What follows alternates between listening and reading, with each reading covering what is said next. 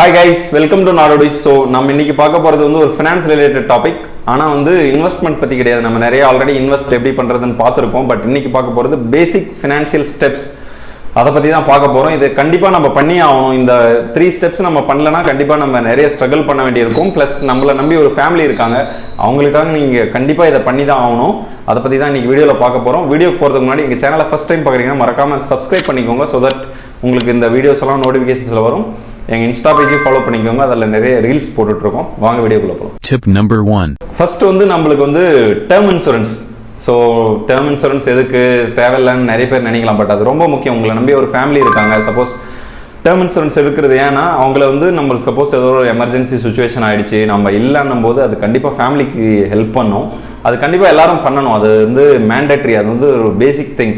இப்போ நீங்கள் ஒரு இயருக்கு வந்து ஒரு சப்போஸ் ஒரு 10 lakhs சேலரி வாங்கினீங்கன்னா ஒரு 20 times அந்த சேலரி வந்து உங்கள் சம் அஷ்யூர்டு இருக்கணும். லைக் ஒரு 10 lakhs வாங்கினீங்கன்னா உங்களோட சம் அஷ்யூர்டு வந்து 2 crores இருக்கணும். அந்த மாதிரி எடுத்து வச்சுக்கோங்க. அது வந்து கண்டிப்பாக உங்களை ஃபேமிலிக்கு ஒரு பேக்கப்பாக இருக்கும். என்னைக்கு எது நடக்கும்னு தெரியாது, நம்ம நடக்காது, எல்லாமே பாசிட்டிவாக இருக்கும்னு யோசிக்க முடியாது. So always term insurance is mandatory. அதை கண்டிப்பாக எடுத்து வச்சுக்கோங்க. ப்ளஸ் 20x அட்லீஸ்ட் இருக்கணும் உங்களோட some assured. Tip number 2. Health insurance next.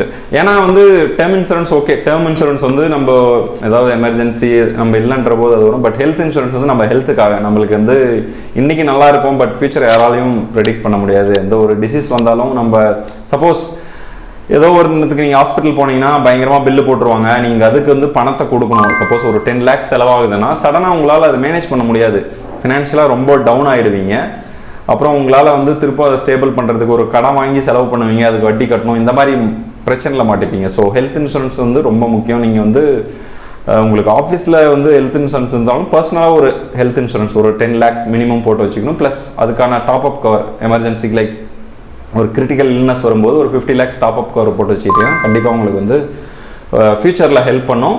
Plus உங்களே நம்பி இருக்கிற ஃபேமிலிக்கும் நீங்கள் வந்து அது ஹெல்ப் பண்ணுற மாதிரி தான். உங்கள் ஹெல்த் நல்லா இருந்தால் தான் நீங்கள் வந்து அவங்களுக்கு ஹெல்ப் பண்ண முடியும். So health insurance mandatory. அதை கண்டிப்பாக போட்டு வச்சுக்கோங்க. Tip number 3. லாஸ்ட் முக்கியமான ஃபினான்ஷியல் ஸ்டெப் வந்து எமர்ஜென்சி ஃபண்ட். எமர்ஜென்சி ஃபண்ட் இல்லைனா கண்டிப்பாக நீங்கள் ரொம்ப இஷ்யூ ஃபேஸ் பண்ணுவீங்க. சப்போஸ் நீங்கள் கேள்விப்பட்டிருப்பீங்க நிறைய பேருக்கு வந்து இந்த கோவிட் சுச்சுவேஷனில் ஜாப் போயிடுச்சு அப்படின்னும் போது நீங்கள் கண்டிப்பாக வந்து அதுக்கு நெக்ஸ்ட் மந்த் இஎம்ஐ பே பண்ணணும். பேங்க்காரன் வந்து உங்கள் வீட்டு முன்னாடி நிற்பான். ஸோ எமர்ஜென்சி ஃபண்ட் ரொம்ப முக்கியம். அதே மாதிரி எமர்ஜென்சி ஃபண்ட் அட்லீஸ்ட் 1 yearக்கு வச்சுக்கோங்க. 1 yearக்கான எக்ஸ்பென்ஸை எமர்ஜென்சி ஃபண்டாக அக்கௌண்ட்டில் வச்சுக்கோங்க.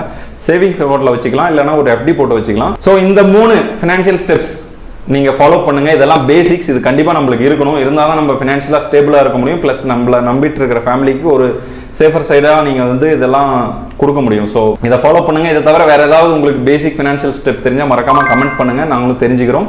இந்த வீடியோ பிடிச்சிருந்துச்சுன்னா லைக் பண்ணுங்கள், சப்ஸ்கிரைப் பண்ணிக்கோங்க, அந்த பெல் ஐக்கானை அழுத்திக்கோங்க. Bye from நாடோடிஸ்.